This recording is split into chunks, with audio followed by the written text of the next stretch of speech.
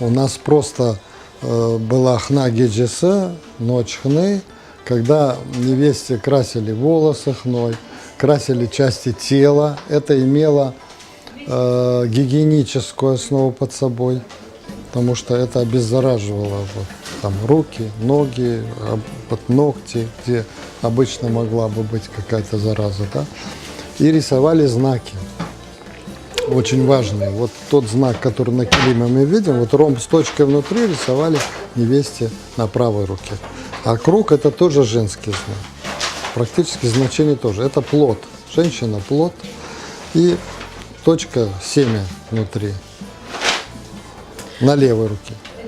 Вот. А сейчас эта мода пришла из Индии, из Европы.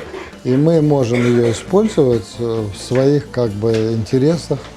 Вот. Зачем нам нужно, чтобы просто рисовали какие-то непонятные орнаменты, когда у нас богатейшая палитра орнаментальная. Орнаменты вышивки, орнаменты ткачества удивительные, у нас их очень много.